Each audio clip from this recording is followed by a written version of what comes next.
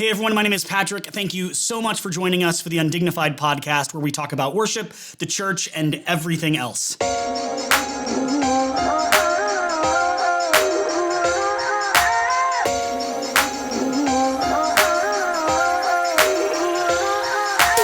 It would be really foolish to think that the skills, gifts, and talents that you find on stage on a Sunday morning for a worship gathering are the only thing contributing to the worship experience. There are so many other people making this worship gathering a reality.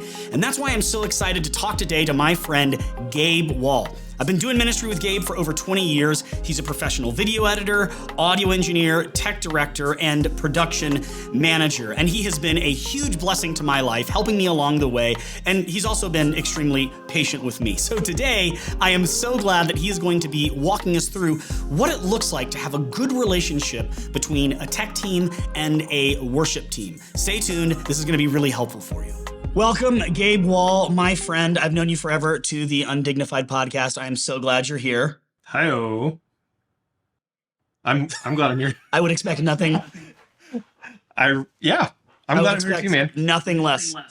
I would expect nothing less than hi-yo from you. That's so good.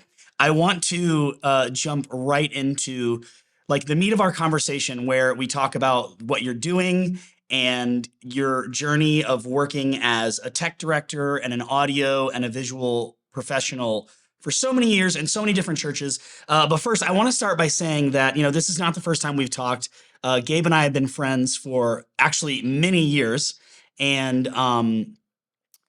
you were like my first pastor of tech direction. And I want to say this to like right out of the gate.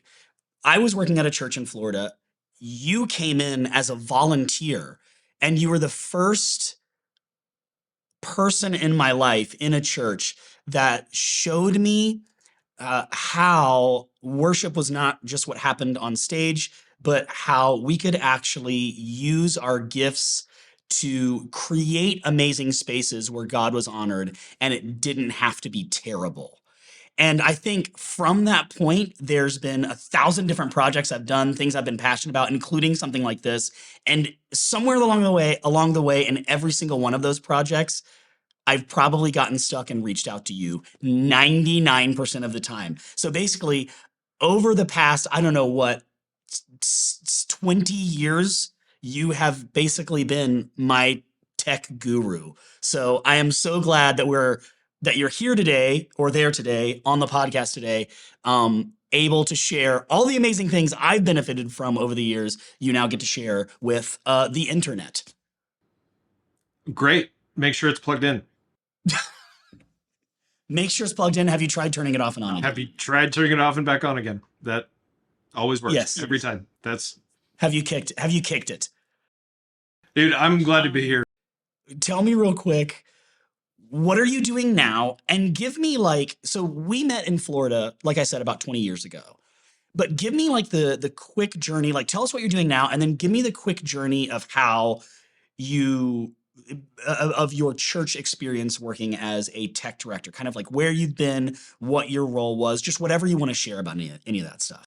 Yeah, so I've, in the last probably 15, 20 years since we met, I've spent that time working as a TD for a couple of different churches. One in Colorado, one in Northern California, and then one here in Washington, where I live now. And I actually just recently stepped out of ministry to go to work for in the construction industry now. I'll explain that a little bit later. But that's what I'm doing now. I've been a part of some really great churches, and I've been a part of some really frustrating churches. And that's just been my experience with ministry. And so I kind of started work as a volunteer tech director when I was working with you down in Florida. And then when you guys went to New York to start TGC, I stayed in Florida, kept working there at the church that we were all at down there, and then eventually got hired on at a church in Northern California. So sorry, I'm going to go back. I missed one of the churches. So worked as a TD for a college ministry in a church in Northern California. left there, moved to Colorado, worked as a TD at a church in Colorado, as the head, like senior TD, and then left there, went and did some corporate production for a little while, went and worked for a big corporate production company, and then figured out that that wasn't my thing, stepped down, went to a church in Northern California, left there for a lot of reasons, and went to a church in Washington and worked there for a while until most recently I stepped down.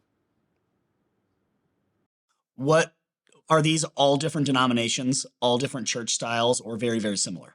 The first two were very similar. So the church that we were at in Florida, the first three were very similar. The church we were at in Florida, the church I was at in Northern California, um, were both giant mega churches. And then the church I was at in Colorado was a smaller church, but it was all very much non-denom.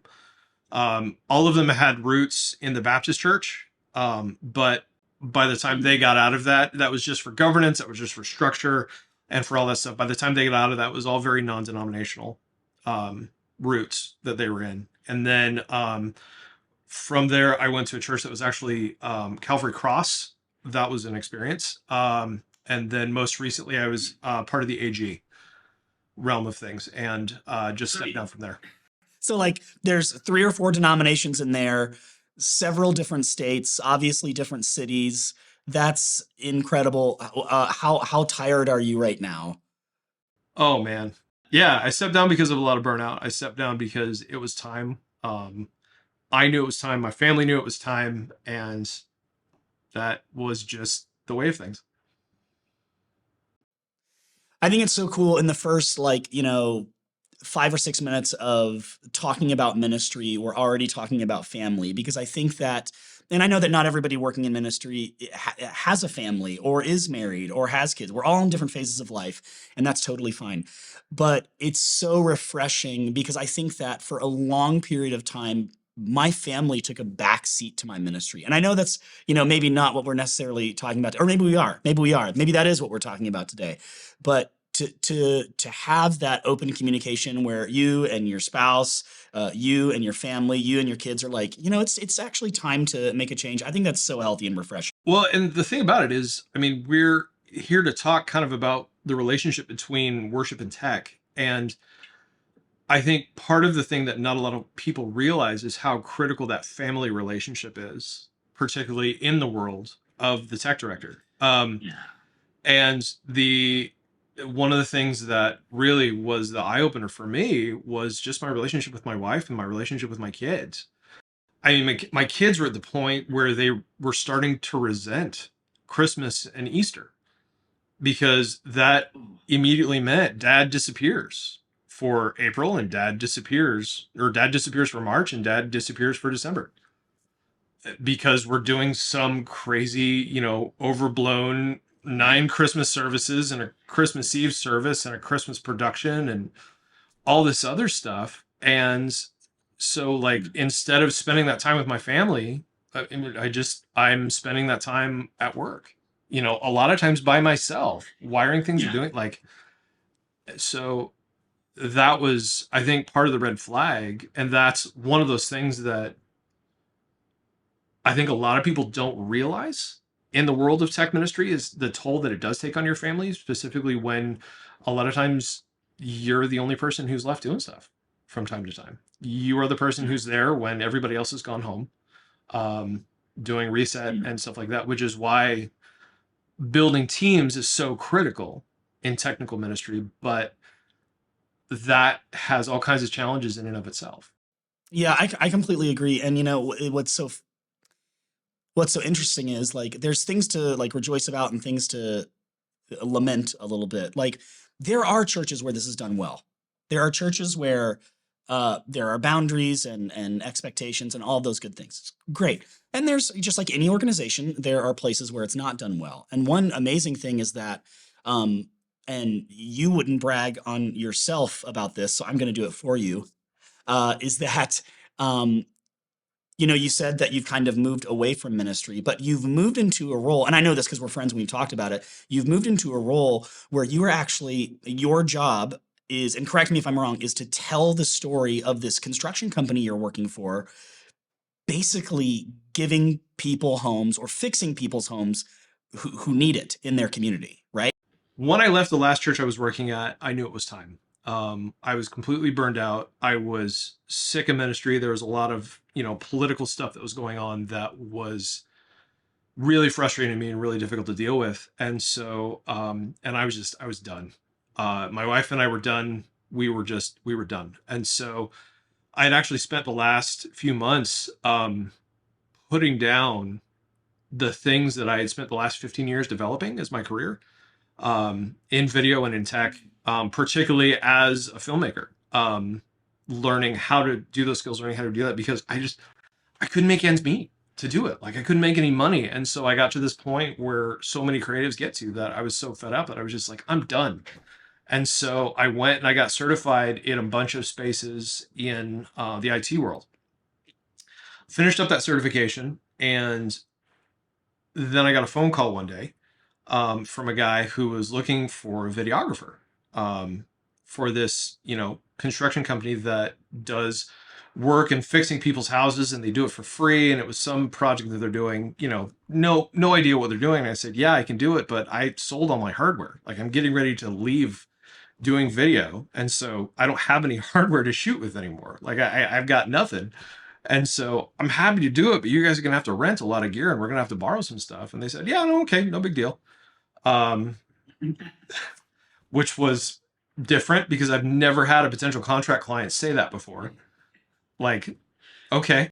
Or a church. We're going to need to buy a bunch of gear. Sure. Well, and like, yeah. And this is a private organization that called me to do this. And so, I talked to this guy for a little while and told him, the reason why I was not doing video anymore, and that the conversation went into leaving ministry. And he was like, oh, well, hey, I want to help you find a career in IT. If you're willing. I was like, we have been talking on the phone for 20 minutes. What is going on? Like, what is happening here? I was like, yeah, that'd be great. That's awesome. Now this guy I was talking on the phone to, he was connected with the church that I was working in. So he knew some people there. And so it wasn't like this completely like sideways out of the blue. Like I knew who this gentleman was. Like I knew a whole bunch about him, but it was still one of those, like, we spent 20 minutes on the phone. Where are you coming from? So great. Yeah. Figure everything out, get off the phone. Fast forward 2 days, and I get a completely random, out of the blue phone call from a local number, which is the only reason why I even picked it up in the first place, because of all the spam calls I usually get. And turns out it's the owner of the company, who I had met a couple times before. He had attended the church that I used to work at for a while. So I had known him, I had, met him and had done all this stuff with him before, but he just called me out of the blue and he said, hey, I heard you're leaving ministry and I heard you're not going to be doing video anymore. Is there a reason for that? Like, is it just so you can feed your family? I was like, yeah, it's just because it's what I have to do, is what I feed your family. And he said, well, do you want to keep doing that? Like, do you want to keep doing video? Like, do you want to keep being a storyteller? I was like, yeah. He said, well, come work for me. So this guy owns a remodeling company that works here in Washington. But the thing about the remodeling company is they have a nonprofit that's attached to it. The nonprofit is called JL Cares. And what JL Cares does is they find people in need, who are also homeowners, and they go and fix their houses for free. So the last project that we did, we had a gentleman who, his wife passed away in 2015 from breast cancer, leaving him to raise their 3 adopted children on his own. So this gentleman has spent the last, since 2015, just trying to do the best he can for his kids and just trying to be the best father he possibly can and just trying to get by and make ends meet. He hasn't really been able to work. He hasn't really been able to do a whole lot because his kids are his life. And in the midst of all that, there's a lot of stuff on his house that kind of fell off that needed to happen. Yeah. So we had somebody who recommended, we have this process called nomination, where one person can nominate another human and say, hey, I know that this person needs some help. I know that this person needs some assistance. Can you go in and help them out? Can you, go in? And so we will go through a vetting process and all this stuff. And then um, what they do is they go into this person's home, they identify everything that is wrong that can be fixed in a day, and then we fix it all in a day. So in this gentleman's house, we went in, we redid all the floors in his house. We installed a new range. We fixed a hole in the roof of the bedroom. We reinstalled a toilet in the master bathroom and put down new floor in the master bathroom. We redid the upstairs bathroom completely. And we built a bedroom in the basement for his daughter because there was no bedroom. It was just a curtain that was down there that was in there. And we did all of this in, I think it was 12 hours. We started at 8 a.m., finished at 8 p.m. And then we were done. And my job is to film the whole thing. So what I do is I go in, I film this entire process from top to bottom. We do interviews with the person who's benefiting from this, and we then put the whole thing up on YouTube. And that's not to say, oh, look at us, look at this amazing good we're doing. The whole point of it is to gain exposure so we can do more good. Yeah, so you can like actually, so people can see what's happening, see what's available, support if needed, or uh, help more people that are going, wow, I wish I need that same help. That's so amazing. So it's like you've taken years and years of, essentially content creation, set design, gear, lighting, cameras, mics, and you've basically applied that to this new role as well. That's really cool. I've like you said, you started your story in Florida, which is where a lot of my story starts. It's literally the beginning of like so much change for both you and me. And I remember leaving Florida, and then I was actually even looking just through some old screenshots, photos, like what am I gonna create as like the thumbnail for this podcast, whatever, and of like photos of you and me together and stuff like that. And one of them was a text message that was from you where you were like, I really miss working with you. And I was like, dude, me too. And so I like felt that moment where you were either still in Florida or just moved to your next location. I was new in New York, maybe a year or two in, something like that. And we were both just like still connected, but like growing up. And it's so cool to see full circle. You're now continuing to do ministry, but in a completely different way. And that's so cool. And I wanted to ask you, if you don't mind, like, and you said yes, so of course you don't mind. Here you are. Um, you and I, you and I have kind of been. I'll say it this way: over the past, I would say, uh, maybe it is like 20 years. The beginning of our story, we have seen like production value, tech, um, basically explode in the church. We're seeing like huge things, LED walls and haze machines, and like you have to have this, specific mic, and if you don't have this camera, and if you're not live streaming, and all these different things. What has being someone who likes gear, you like gear, you know how to use it, but you're in the church and watching this kind of tech boom, which I don't think is all bad. What's that experience been like for you? Has it been something that uh uh is it are there areas that are really exciting for you? Do you see the benefit of it? Are there concerns? What's that been like for you as a tech director in churches? I think kind of the hardest thing for me in answering that is not letting my own personal cynicism paint a lot of that. There's been just in coming out of that burnout that caused me to leave ministry in the first place. I think one of the things that I've had to deal with is just this ultra cynical mind that, I think everybody fights against it, especially when you're dealing with that level of burnout. I mean, we've all dealt with that post pandemic we're not even post pandemic, but we've all dealt with that post 2020 in so many ways. And so I think, uh, I think I love seeing the availability of tech that used to be inaccessible to the church now, particularly in the realm of broadcast. One of the things for the church that's been a double-edged sword, especially since the start of the pandemic, has been this availability and commonality of the church live streaming. I love the availability of the message. I love the availability of, worship and ideas and things like that. I think the other side of that sword is that there's a lot of churches who are live streaming who shouldn't be live streaming.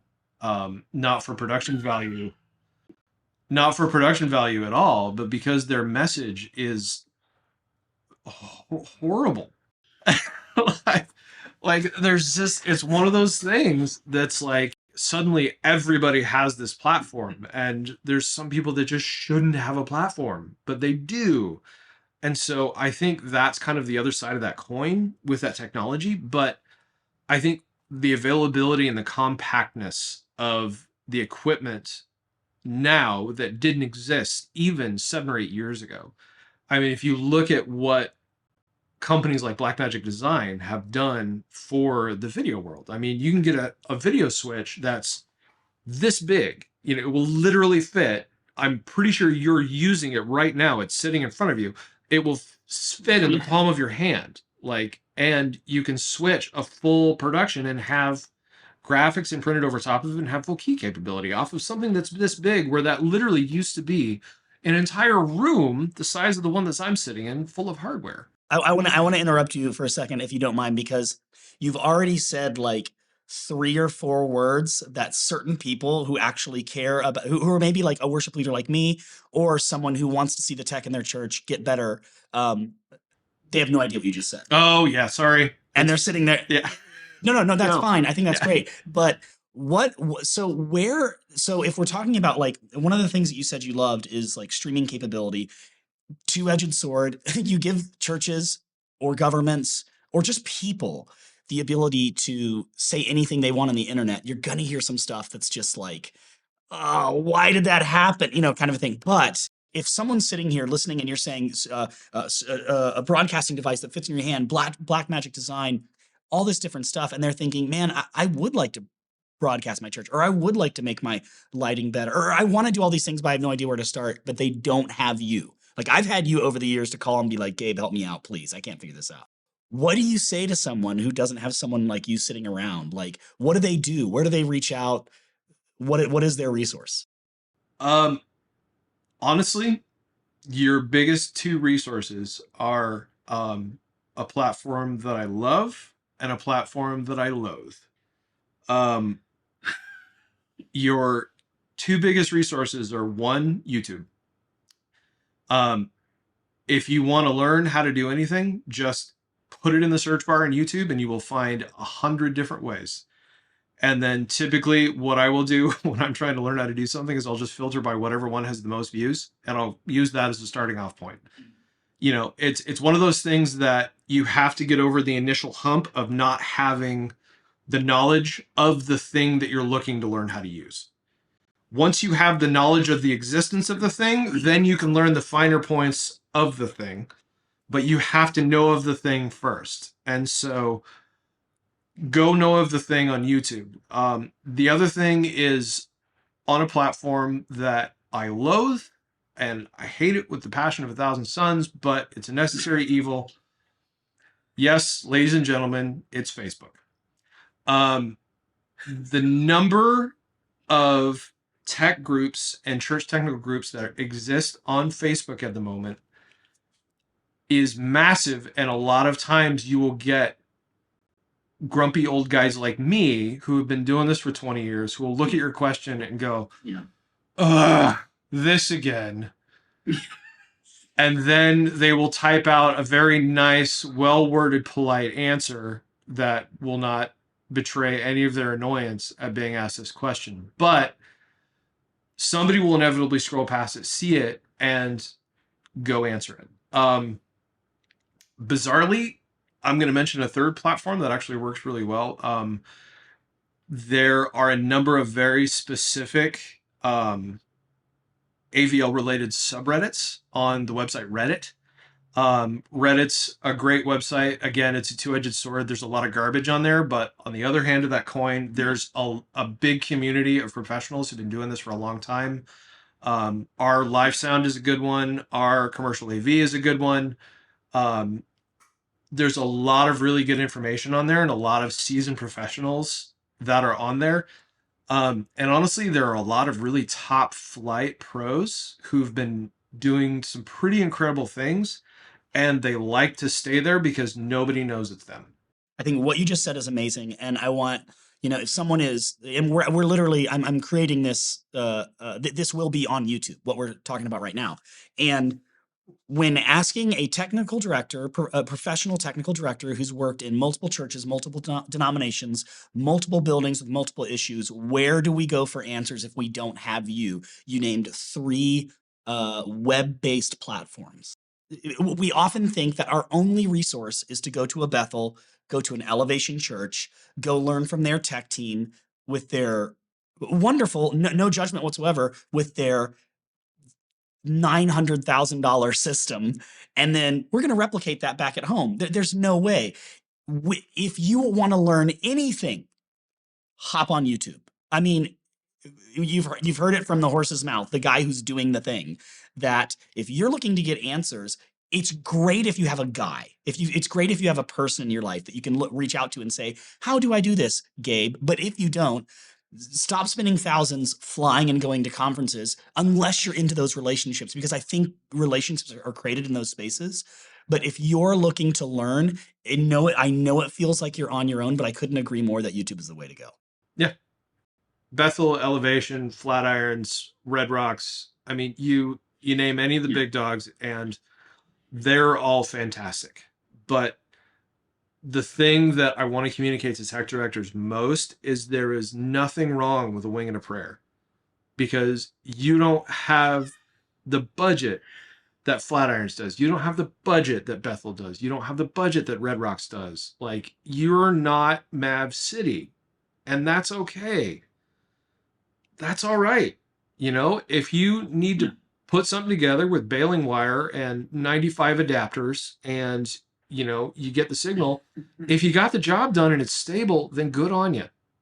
Well done. When I first moved to New York, as you know, a few of the musicians that worked with me in Florida that are friends of yours came with me. Josh Reynolds was one of them. And you say use 95 adapters.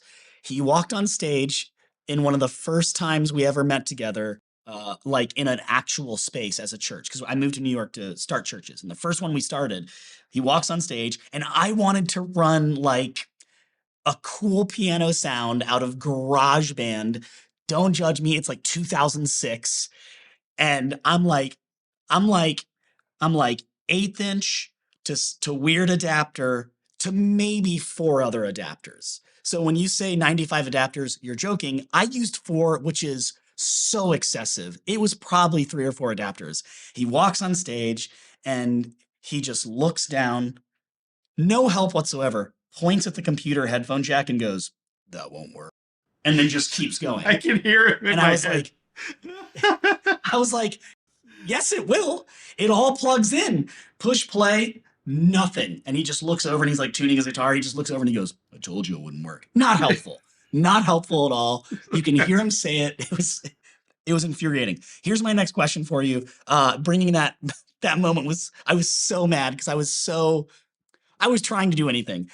That was before our church even had a budget. But over the past, so you talked a little bit about like over the past like 10, 15, whatever years, like there has been this tech boom where we want to do things well. The church wants to produce things well. We're, even like, it's so cool how people are even creating even like living room worship videos that just look so crispy, sound so great.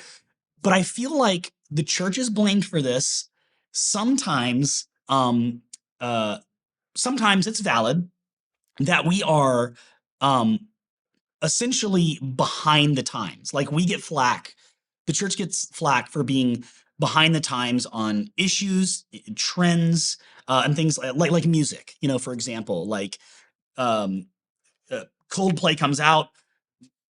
8 years later, every church sounds like Coldplay. Sorry, I was in that camp too. Sometimes I still am. Moving on. In your opinion, in your professional opinion, what are some of the areas where the church is still, we're trying our best, but we're still just behind a little bit. We're behind the curve, and we need to, maybe need is the wrong word, but like where are some of the areas where we're behind and it would be a good idea to catch up? You mean like in production or just in culture? Yes. You're like Like, culturally? No, yeah, I mean like production tech, what we're trying to do, what we're trying to produce in your world, what you've seen, where are we behind and we need to catch up. From a production perspective, that's a tough question to answer because everybody is at a different level. Like every church has a different pace. I mean, the church in the middle of nowhere is going to have a significantly lower production budget than someplace, in, southern Florida or someplace in, you know, the deep south or one of the mega churches is out there. I mean, even look at someplace like Willow or Forest City or any of those. Like that, it's a difficult thing to gauge because everybody's at a different pace, everybody has a different culture, everybody's at a different level. I think the thing the church really needs to get good at is not keeping up with production tech. I think it's understanding the culture of their area and then understanding how the culture would benefit from the supporting side of the tech. Because the thing about tech is that tech is a means to an end, it is a supporting element. Tech is not the thing. Tech is an element that supports and moves and helps move the culture forward. Because at the end of the day, what has to happen is that the leadership at the church has to move the culture forward. And the tech needs to help them do that. And the tech director needs to understand the needs of the church in order to determine what tech needs to go in to support the message, to support the culture, to support the community. If the TD is failing to do that, then the TD is failing. That's that's the Instagram reel right there. That's I think that is such a healthy perspective. I'm in a unique role where my church staff is small. Our church is a few hundred people. We're in the middle of New York. We're in Queens, and I am both the this happens all the time. I am both the worship pastor, the IT consultant, the tech director, All the things, baby. and all the hats, all the things. And not to pat my well, yeah, I mean, like to pat myself on the back. I work really hard. You work really hard. We work really hard at this. But to keep, I heard someone say once, you got to keep the main thing the main thing. And I think you just summed it up in the tech world right there in the church. Is it's like it's good to have fun. It's good to have good things. If your budget is huge and you can afford better sounding microphones, that's amazing. But like we are meant to move forward. We are meant to serve. We are meant to love. We are meant to welcome in. And if the tech's getting in the way of that or not serving that purpose, what are we doing? That's so good. Where have you? Are there places in your career where you've seen that be successful or like something you can point to where you're like uh yeah, I saw that coming to fruition in my own work when we did this when I was working here or whatever. 2020, man. Like I sat in the middle of a like I remember sitting on a couch in the middle of a we during 2020 we as so many people did, we live streamed the entire time. Yeah, and the church I was working out at the height of it, I think we were putting out like 30 shows a week or something like that, just with different people on staff, just doing random things and like editing it down. Like we were filming stuff. We turned the main auditorium into a TV studio. So we took this, 600 seat auditorium, cleared all the chairs out, and just started using the stage with camera platforms and everything. And we had lugged a couch in there for some show or other that we did at some point. And I just remember one of the most bizarre moments in my ministry career where I'm sitting in the middle of, this giant auditorium on a couch by myself while the senior pastor is talking up on stage and there's 3 cameras rolling behind me. And all I'm doing is sitting there with an iPad monitoring the live stream, but that was one of those moments where I think the church thrived because we spent that entire time when we couldn't be together using the tech we had to reach out to our people and to reach out to the people in our community that, yeah.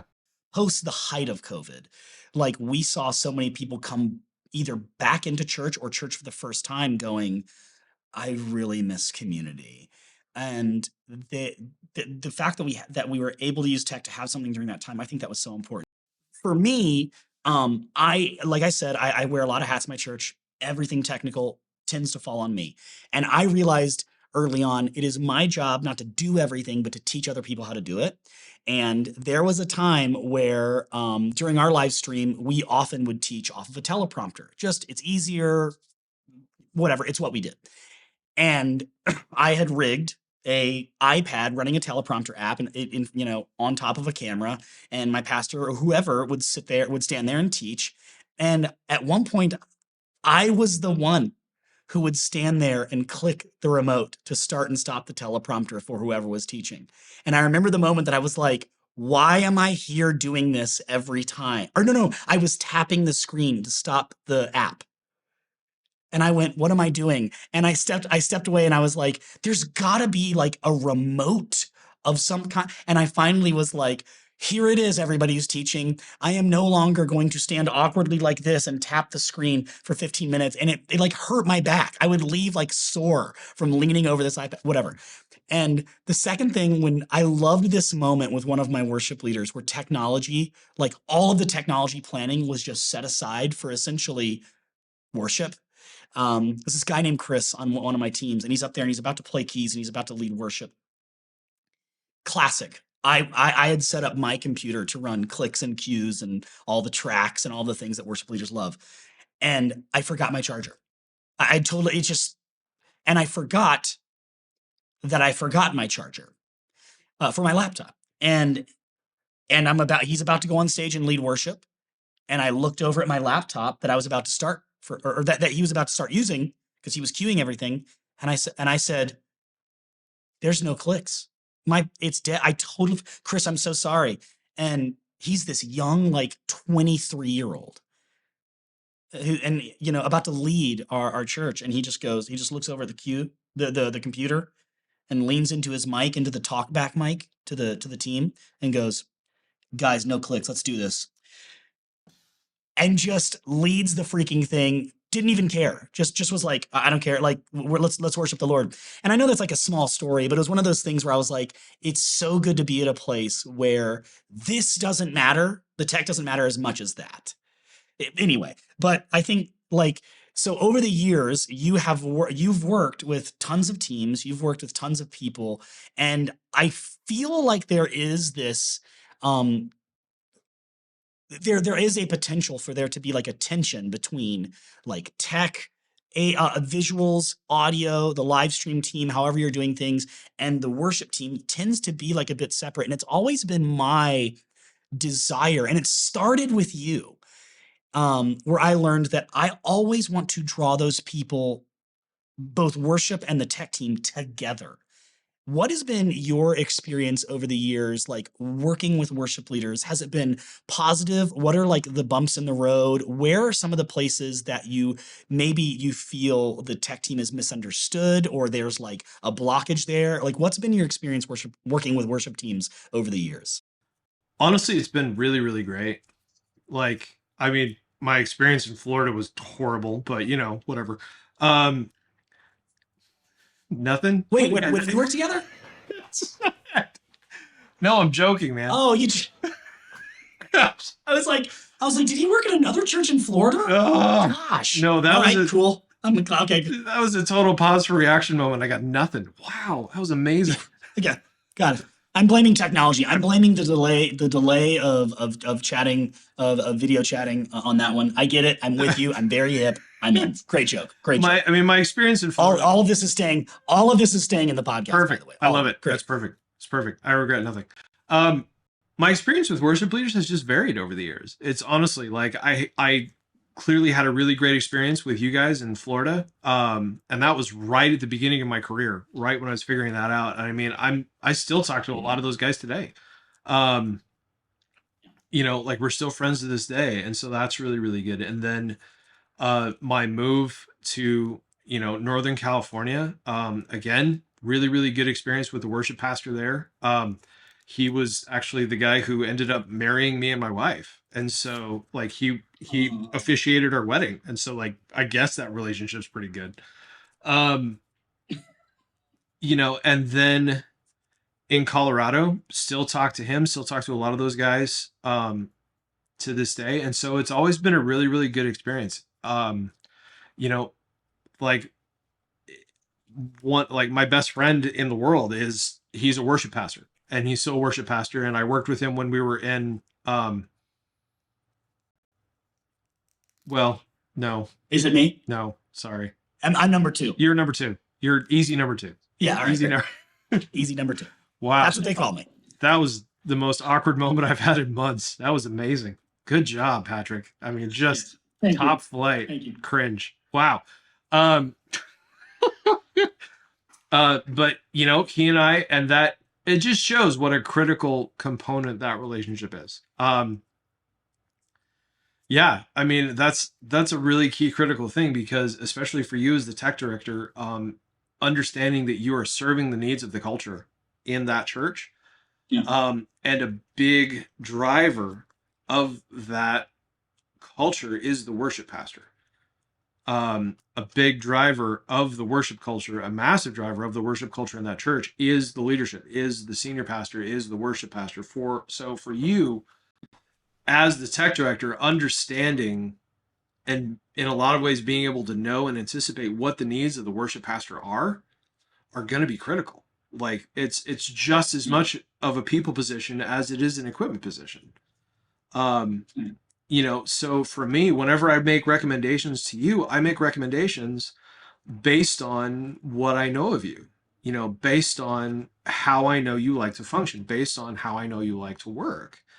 And so I will make a recommendation and say, this is an option that you have, but you're probably not going to like it because of X, Y, and Z. Can I interrupt and ask, like, when you have to make those recommendations, or when you have to have, so when you either are giving a recommendation that you know they're not going to like, or you're asked to do something that you know is not the right way to do things, how do you deal with that? I'm to the point in my career where I don't care. It's one of those things where, it's one of those things where, and this is something that I had to kind of come to grips with and say, okay, you brought me in here and you're asking me the question because you value my opinion. Yeah. So, I've had all of the experiences that I've had with worship pastors haven't been stellar. They haven't been amazing. And Thanks. I had an experience in the past with a worship pastor who would just ask me questions, and he would get mad at me when I wouldn't tell him what he clearly wanted to hear. And so it was one of those things, like, and he would get frustrated with me, and then, they would go and ask another person until they heard what they wanted to hear, and then they would do it that way. Yeah.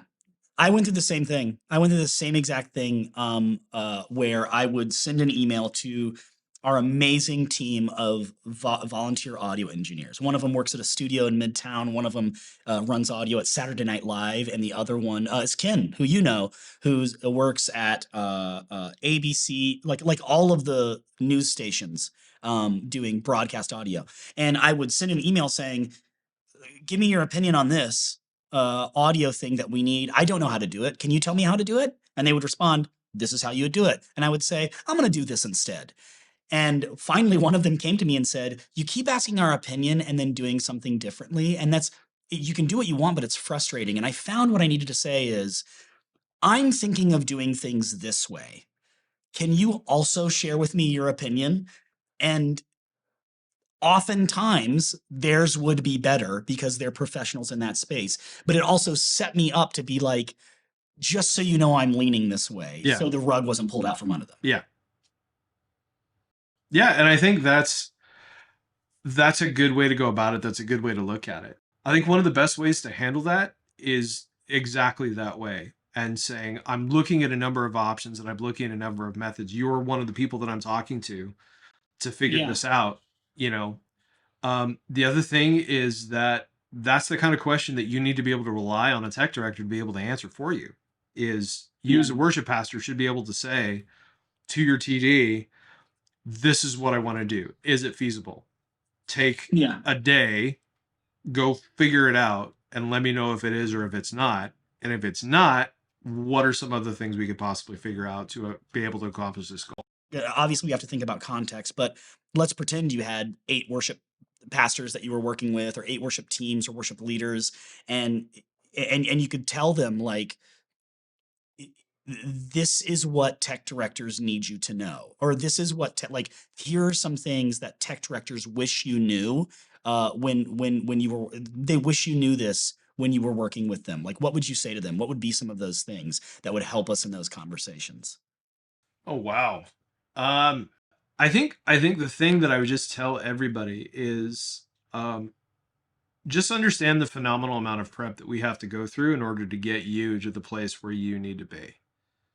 Yes. So Yes. Yes. Sorry, continue, but no, I have so many thoughts about this. yeah, I mean, um, every hour of worship or rehearsal that you have requires, especially when you change something, especially when we're doing something new. I mean, you're talking 2 to 3 hours worth of prep and reset and of Yeah. figuring out how to do that on our part. And so, you know, every time you walk into a room with a tech, specifically if it's a dedicated tech director or if it's a tech volunteer, understand the amount of background work that that human has had to do before you even got there. Whether it's patching or whether it's programming lights or whether it's getting video camera angles set up or whether it's, loading cards, and the sheer amount of stuff that they have to pay attention to on a regular basis. you know, they're not robots. They work with Yes. robots, but they're not robots. So give them a little grace. I've recently come to grips with, and this is not an arrogant statement, but like a tech director in a church, a worship pastor in a church, the amount of mental capacity you are using on a Sunday is, or on any event, is pretty incredible. And right, and like, I was having a conversation with a leader once, not a bad dude, totally well intentioned, and he was looking at me and he said, I don't understand why these things are hard. I'm only asking that we get this event done, and this event done. And I looked right back at him and I said, you're exactly right. We're only asking for these events to get done. I think the frustration you're experiencing coming back at you from maybe the staff or the teams doing it is that we, both you and I, tend to forget the little things that go into that event happening: the emails, the scheduling, the rehearsals, the actual event, the cleanup, everything that goes into it. And I related it right back to him. I said, you run this wonderful ministry called whatever in our church, and I could look at someone and says, yeah, yeah, on Tuesdays you do this, but you would say, no, actually, on Friday, I'm sending an email to schedule the team and getting people there, and then I had to order this product, and then I had to wash all the tablecloths so that they looked nice, and then I had to order the food, and so it's such a different experience for you, whereas I'm looking at it as you're doing this event. So I think that's a really good. I think that's a good point to keep in mind, especially when you're dealing with volunteers. Am I right? It is. And in managing all of that, especially as the TD, when you're managing a team of volunteers, um, your level of stress and your level of dedication and motion goes up about 5 or 6 times, just because of the mere fact. So let's step up to the level of where you're working with broadcast video, which means, you're Yeah. live streaming multiple cameras out to the internet. You're switching that broadcast video. You've got somebody running media. Then that media is sent to screens and it's keyed over top, which means it's composited on top of whatever your broadcast video is. That video is also sent to an LED wall, and then you've got a live stream that's going out that's running a completely separate video output, which is taking an audio signal from your audio console, which that audio console is also mixing, you know, 30 to 60 channels worth of audio on a Sunday morning. And then your pastor is very, very conscious of volume, and and I could keep going. Yeah, But of course, of course. all of the stuff that I just listed is the stuff that I would have to monitor on a regular basis on a Sunday morning at the last church I worked at. Like, that's about a quarter of it. And then if something goes sideways, I'm the one who needs to know how to fix it, in addition to helping to make sure that all these volunteers are straight, because making sure these volunteers are trained and they have a limited capacity to troubleshoot, they have a limited capacity to set up whatever they need to set up, or you get really lucky and you have somebody like, the deep bench that you have on a Sunday morning, which is you've got engineers who work for ABC, engineers who work for SNL and stuff like that, who, if anything goes wrong, they will know how to fix it instantly, but not everybody has that. And so from the stage side of things, understanding that the sheer amount of stuff that your TD has to monitor on a regular basis and paying attention to is going to be a key thing to relating to that person. To say, okay, and so for you as the worship pastor, understanding what it is that we can feasibly manage on a Sunday morning. And that goes back to that cultural component that we talked about. So like, what is the load that we can handle? What is going to most benefit the culture? And what is the thing that we were actually going to pull off? It's that balance that you then, as the worship lead, need to be able to maintain, especially if you're the one running the department, to say, okay, this is what I think we can feasibly balance. This is what I feasibly think we can pull off. And your TD's job is to know how to manage that and how to do all that, but also be able to give you feedback on this worked, this didn't, we could have done this better. That's a key part of that relationship, as in any work relationship, is communication. You have to be able to communicate with each other. Yes. I think this is why so many people are hiring now, which I think people should get paid. I think talented people should get paid. But there is when an aspect of someone that belongs to a community, whether it's a community organizing, cleanup of the parks, or a church organization, whatever the organization. If you believe in it and you want to give your time there, I think that's great. Very slippery slope of abuse of time. We can get into that another time in another day. But that's why so many people are paying, because they want to be able to just say, do, and it's done. Exactly. As opposed to what most people work with, which is a volunteer roster of people where they don't deserve to be surprised by you on a Sunday morning at all. There should be a plan going in. Now, listen, there's grace. You make a mistake, something happens, something breaks, not your fault.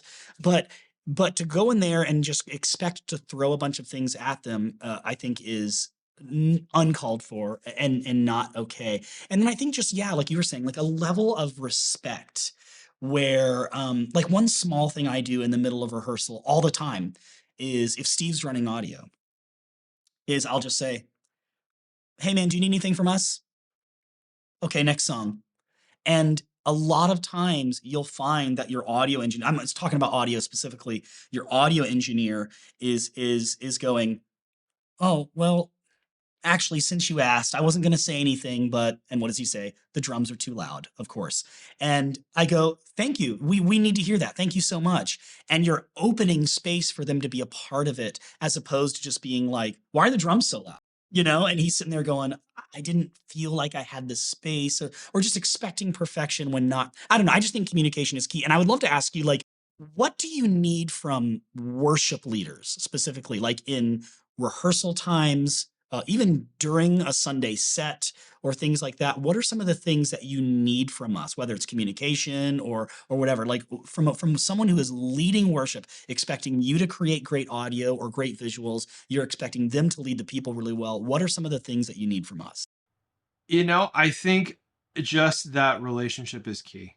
I think that's the biggest thing that I have found over the years, is that as a tech director on a Sunday morning, being able to lean on my relationship with that person and know the relationship with that person, so that the majority of the problems and the majority of the issues can be dealt with outside of that venue. Because honestly, by the time you get to Sunday morning, you shouldn't be dealing with issues like that.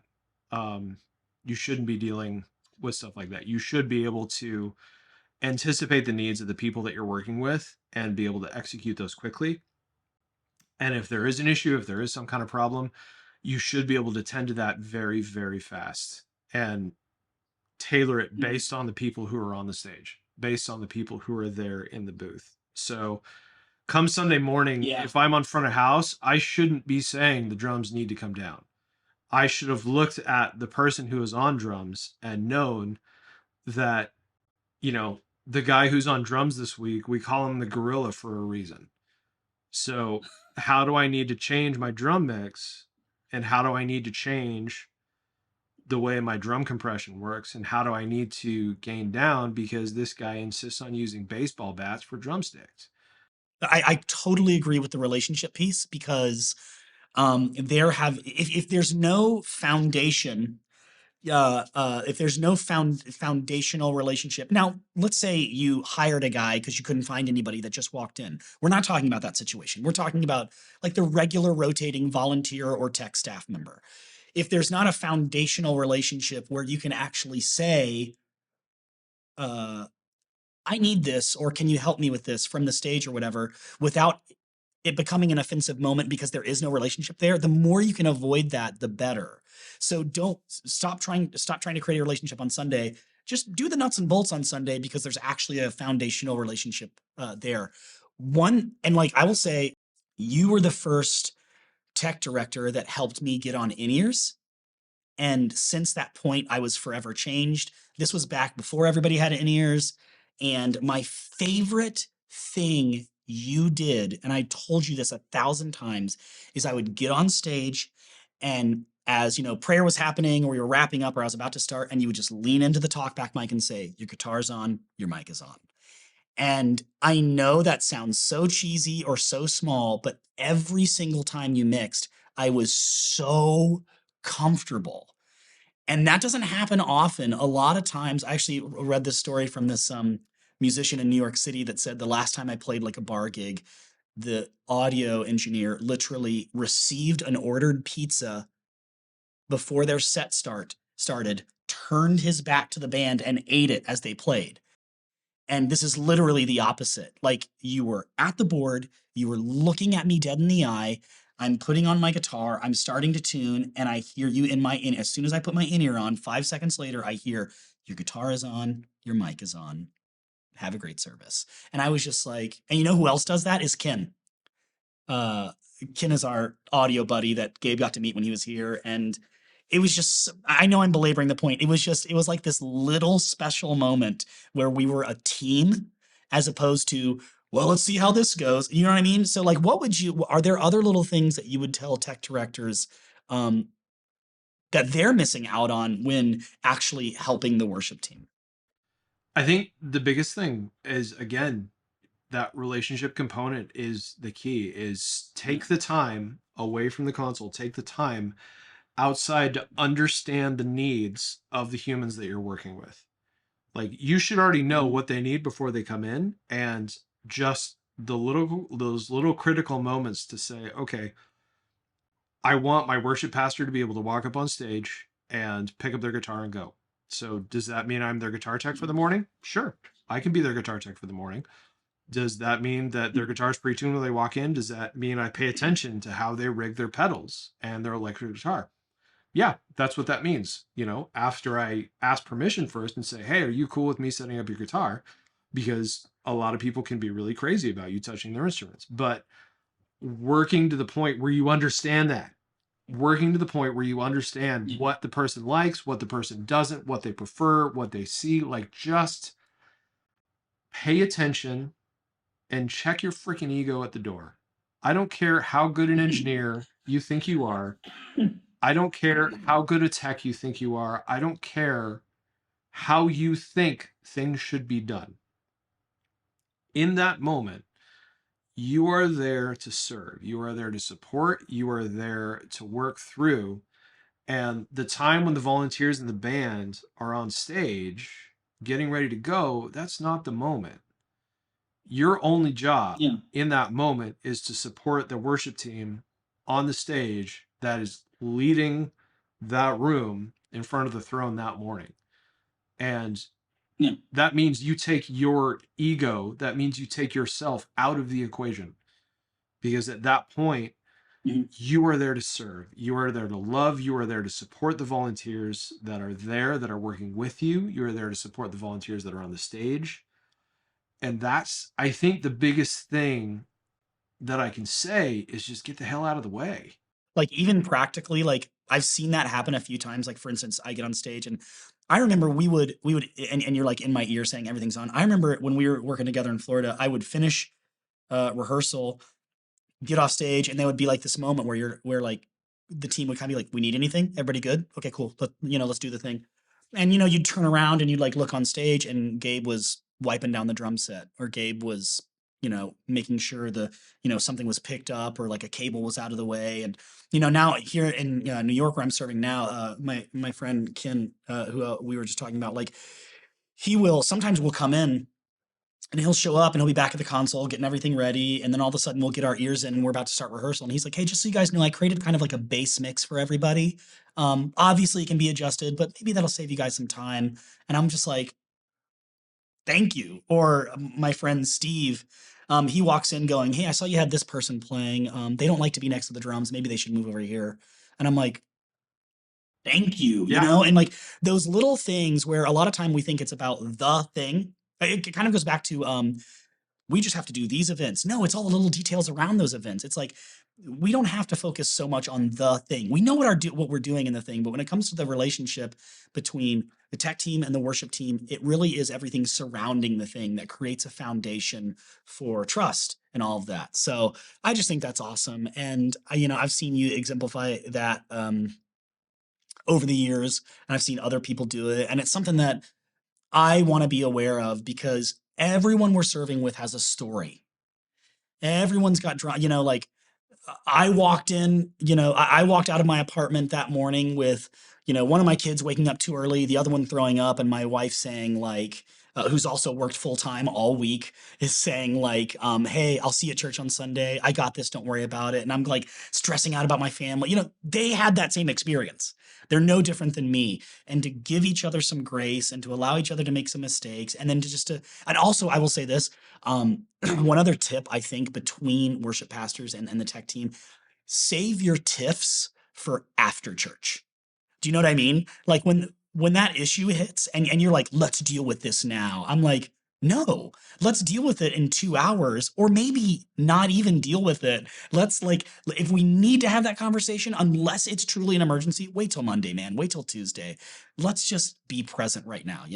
That's one of the biggest things for tech personnel is that if you have an issue, like if you have a problem, if it relates directly to the flow of the service or relates directly to what's happening, or if it's something that's like game breaking for the service, then bring it to the worship pastor if you can't solve it yourself in a manner that they would be okay with. But at the end of the day, you need to do your job and you need to leave them free to do theirs. You have no idea the amount of energy and emotion and effort that it takes to be able to stand up on stage for, 2 or 3 services, however many you're doing, and lead a band and lead a congregation in worship. Like that takes every ounce of dedication and focus and energy that you have. And so for the technical personnel to be able to recognize that and be able to do everything they can to support the worship staff,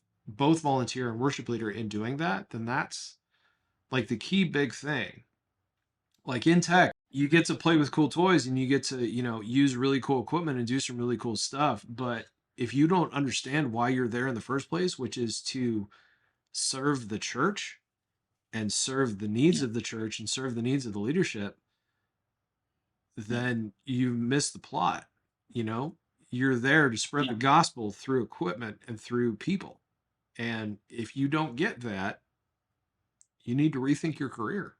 Speaking of like rethinking your career, if you if you were 20 something Gabe, or actually, let's be honest, we all started doing this when we were like 13, like helping out with this stuff or whatever. If you were younger Gabe starting out in ministry for the first time, what if you can point to anything, what would you do different? Wow. Yeah. I'm gonna Can I answer while you think, because I'm kind of springing this on you? Yeah, no, please do. I would understand what the big rocks in my life were and prioritize them. And I would not care so much about what people thought of me. I think I would spend a lot more time evaluating how what I was doing affected the culture around me. Mm. And because I think the thing when you're young and you're first starting out, there's this trap that I've seen so many people fall into, and that we have to have the latest and greatest. And that if we don't have the latest and greatest, then, we're not going to be able to save lives for Jesus, which is just not the case. At the end of the day, you don't even need a microphone. You just need to shout, and I think I would have spent more time taking a look at what we need versus what we want. That's a hard one. So, That's difficult. This is my last question for you before we wrap up. Um, what is I know this is hard because context is huge for you, but like maybe you could think about it in categories. But in your opinion, what is a piece of gear every church needs? Three categories. Like IT, like networking or whatever, because I know you do that. Audio and video. What are three things that every church needs? you're a horrible person. Um, I mean, you have to pick. And if you want to do a couple, I get it. I get it. See, that's that you say context matters, and it does. It really does. Honestly, every church from an audio perspective needs some kind of decent, well-rounded, reliable wireless microphone. Honestly, like, spend the money on some kind of good wireless microphone. It doesn't have to be, the $1,000 channel. It doesn't have to be the top flight, sure, but you do need something reliable, because when your pastor is up there speaking, when you have somebody walking around, you need something that is going to work reliably, that is not going to fail, that is going to transmit reliably, because if not, it's the number one, Sunday morning killer is when you have a broken wireless mic and it gets super distracting and it removes everybody from the moment. Totally agree. Totally agree. Decent wireless mic. From a video perspective, it just get a little, like an ATEM or anything that you can use to switch between multiple video sources. It's going to make your life so much easier. And when you call me and you say, hey, how do I integrate a camera into our setup? I'm going to say, well, do you have a video switch? And you're going to say, what's that? And Yes. I'm going to sigh and try not to be a Yes. jerk. You know what I would add? I would add that I'm asking you these questions, but like I think every church needs a run and gun camera. You want to film an interview? Run and gun camera. You want to go to youth and film like the camp? Run and gun camera. You want to do like video announcements for a live stream? I don't know. I would add that in too. Yeah. Get a good run and gun camera with a good little shotgun mic sitting on top of it. Or get a good run and gun camera with a good lav setup. I mean, lav setups these days are so accessible and so easy. If you want to know more about them, all you have to do is go look at Patrick Murphy on YouTube, and he will tell you all about the DJI mic in 1,000 different ways. Holler at your boy. Holler at your boy. Is there anything in the networking space, like the IT space, you think every church needs? The thing that I've run up against here in specifically the last couple of years is I've had a lot of newer tech people say, oh, I don't know anything about networking. I don't know anything about IP systems. I don't know anything about that. I'm here to tell you today, you should. Literally every piece of gear on this planet Earth that is coming out right now, every piece of gear that has come out, even in the last 5 or 6 years, supports some kind of IP and network connectivity. So as a technical director, you are doing yourself a disservice and you're doing your church a disservice if you can legitimately walk up and say, I know nothing about networking, because you should. That's true. you should, because you are missing out on massive amounts of key functionality for every piece of your hardware that you have if you don't understand that networking component. As a technical person at a church, if you're listening to this and you're watching this and you can say, I know nothing about networking, you need to fix that yesterday. And so I think honestly, like, the one piece of networking gear that you need at a church is you need someone who will be able to determine what piece of networking gear that you need. Like, that's the biggest thing you need is for your technical director, like, know what an IP address is, know how to make a Cat5 cable, like, know how, sorry, it's not Cat5 anymore, it's Cat6. Know how to make a Cat6 cable, know how to set up your subnets and addresses so that you can segment stuff off into different components, know how to set up a guest network. Like, you should know how to do all of this stuff. You don't have to be certified. You don't have to be, CompTIA Network Plus certified, but you do need to know how to set up your IP address schema so you can make 8 or 10 pieces of equipment talk to each other. And then you should be able to access all that stuff from an iPad or from a laptop or from a space where you can control everything and understand how to make all those pieces of equipment talk together, because that will be a critical component of you being able to run this stuff and being able to monitor it. So anyway.